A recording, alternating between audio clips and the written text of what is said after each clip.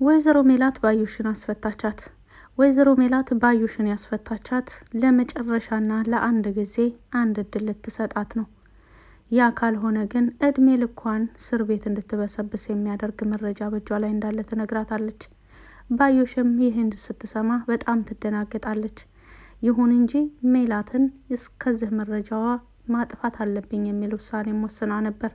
ነገር ግን ፈጽሞ ይህ ነገር እንደማይሳካላት ወይዘሮ ሜላት ከአሁን በፊት ቀድማ አስባበት እንደነበር፣ እኔ አንድ ነገር ብሆን ይሄ መረጃ ደግሞ ቀጥታ ለፖሊሶች እንደሚደርስ እርግጠኛ ሁኝ በማለት ነበር የነገረቻት። በባዩሽና በሜላት መካከል ትልቅ ፍጥጫ ተፈጥሯል።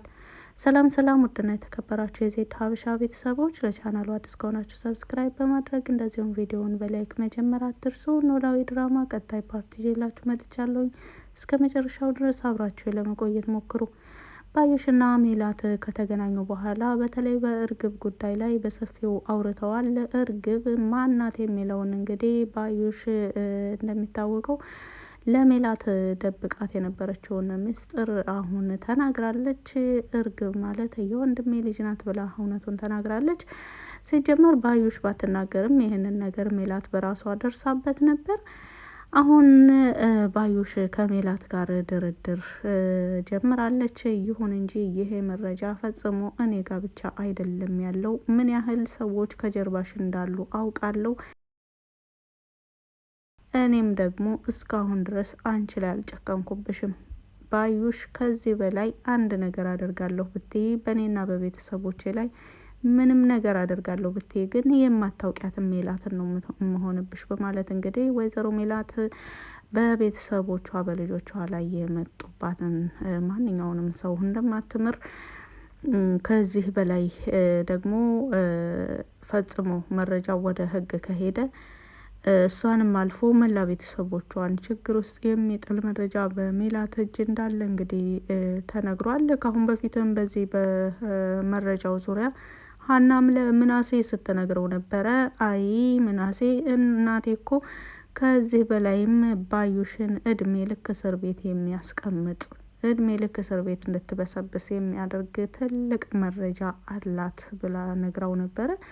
ምናሴም በወቅቱ እና ታዲያ ለምንድን ነው ለፖሊሶች የማትሰጠው በማለትም ሲጠይቃት ሀና የመለሰችው መልስ እኔም እማዬን እንደዚህ ብዬ ስነግራት ይሄ ሊሆን አይችልም፣ ባዩሽ ሰው የላትም፣ ምስኪን ናት፣ ህይወት አልሳካላት ብሎ ነው በእኔ ላይ እንደዚህ ልትጨክን እየቻለችው፣ የመጨረሻ እድል እሰጣታለሁ። ይሄ ጸብ በባዩሽና በእኔ መካከል እስከሆነ ድረስ ባዩሽና እኔ ብዙ አያልፉም ብለን ያሰብናቸውን ቀናቶች አልፈናቸው እዚህ ደርሰናል። የሚገርመው ነገር ግን ባዩሽ ህይወት በፍጹም እየተሳካላት ስላልሆነ፣ በዛ ላይ ልጅ የላትም፣ ቤተሰብ የላትም፣ ባሏም ለሷ ምንም ቦታ አይሰጣትም። ለዚህ ምናልባት አንዳንድ ነገሮች ስሜታዊ ሊያደርጓት ይችላሉ እንጂ ባዩሽ አንቺ እንደምታስቢያት መጥፎ ሰው አይደለችም በማለት ነበር የተናገረችው። ባዩሽ ምን ያህል ጠንካራ እንደዚሁም ደግሞ በሜላት ላይ ምን ያህል ስር የሰደደ ጥላቻ እንዳላት ግን አሁን በቅርብ ጊዜ ያየነው ነገር ነው። በተለይ ደግሞ ድንብላል ለወይዘሮ ሜላት እየተናገረችው ምስጢር በእናቷ በወይዘሮ አስቴር ላይ መድኃኒት የጨመረችባት ድንብላል ተናግራለች ማን እንደጨመረባት። ወይዘሮ ሜላት ይህንን ስትሰማ በጣም ተናዳለች፣ በጣም ስሜታዊ ሆናለች። ይሁን እንጂ ወይዘሮ ሜላት አሁንም ለባዩሽ አንድ እድል ለመስጠት ተዘጋጅታለች። ለዛም ነው ከእስር ቤት አስፈትታት እያንዳንዱ ነገር ብቻቸውን በሆኑበት ወቅት ቤቷ ድረስ አምጥታ ይህንን ነገር ልትነግራት የቻለችው። ከዛም በኋላ ወይዘሮ ሜላት እኔ እንዳንቺ አይደለሁም በማለት ግልጹን ነግራታለች። እኔ የማጠቃሽም ከሆነ ለህግ አሳልፌ የምሰጥሽም ከሆነ እኔ በራሴ አንድም ነገር አንቺ ላይ እርምጃ መውሰድ ከፈለኩ ግልጹን ነው የምነግርሽ በማለት እያንዳንዱ ነገር በግልጽ ለባዩሽ ብትነግራትም ባዩሽ ግን እያንዳንዱ መልስ ለሜላት የምትመልስላት ከጥያቄው ወጣ ያለና ዛቻና ማስፈራሪያም የተጨመረበት ነበረ። የባዩሽን መልስ ስትሰማ ሜላት ምናልባትም መረጃ ለማጥፋት ካሁን በፊት ምን ያህል ጥልቀት ምን ያህል ርቀት እንደተጓዘች ስለምታውቅ እኔ እንደማይሽ ከሆነ አሁንም በፍጹም በሰራሽው ነገር አልተጸጸትሽም ስትላትም ምን ብዬ ነው የምትጸጸተው? እኔ እያንዳንዱ ነገር ላደረግኩት ምንም አልጸጸትም፣ ለማደርገውም ደግሞ አልጸጸትም በማለት እያንዳንዱ ተናግራለች። አንቺ እኮ ከልጅነት ጀምሬ የኔ ያልኩትን ህይወት ነው የቀማሽኝ በማለትም በግልጽ ተናግራት ነበር። በተለይ ደግሞ ከልጅነት ጀምሮ እስካሁን ትልቅ ዋጋ የከፈልኩበትን ነገር ነው የወሰድሽብኝ የሚለው ለሜላት ጥያቄ ፈጥሮባታል። ምንድን ነው የወሰድኩባት የሚለው ጥያቄ ፈጥሮባታል። ይህ ጥያቄ እንግዲህ ለአቶ መስፍን ቀጥታ ተነግሮታል። አንተን ስለምወድህ አንተን ወሰደችብኝ የሚል መልስ ትመልስ እንጂ ባዩሽ አሁንም ሌላ ምክንያት አላት ወይዘሮ ሜላትንና ቤተሰቦቿን ለመበቀል። እሱም ምንድን ነው ከእስር ቤት እየመጣ የሚጠይቃት ሰውዬ እሱ ትክክለኛ አዛዥ እንደሆነ ነው እዚህ ላይ ያየ ነው።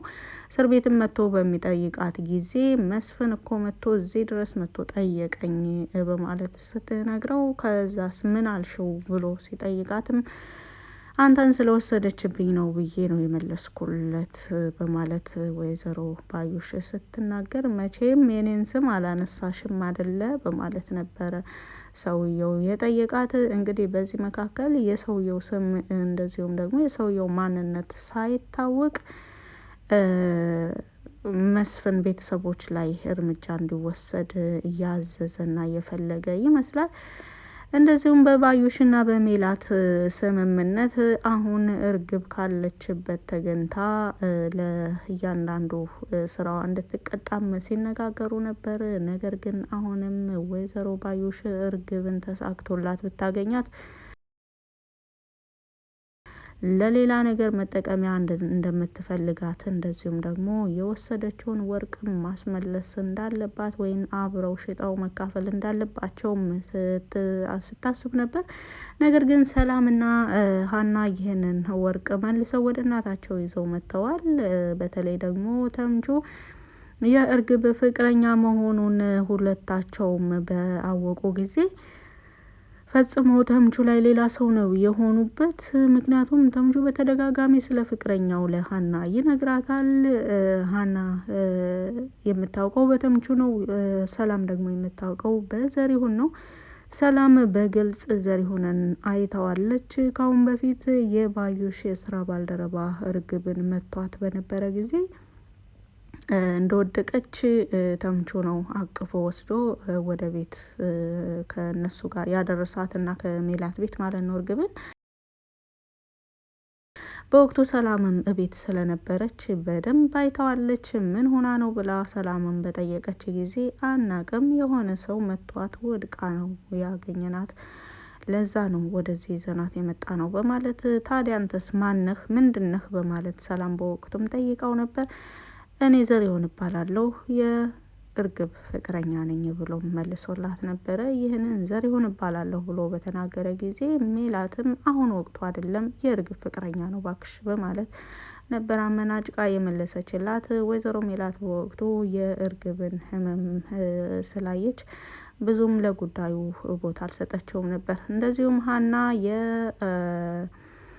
ጆሮን ፍቅር ለመቀበል ፍቃደኛ አይደለችም። እንደሚታወቀው ከጆሮ አልያዘኝም የሚል መልስ ለሰላም ሰጥታለች። ከጆሮ ፍቅር አልያዘኝም ማለት ደግሞ ከእዝራ ይዞኛል ማለት ነው ብላ ሰላምም መልሳላት ነበረ።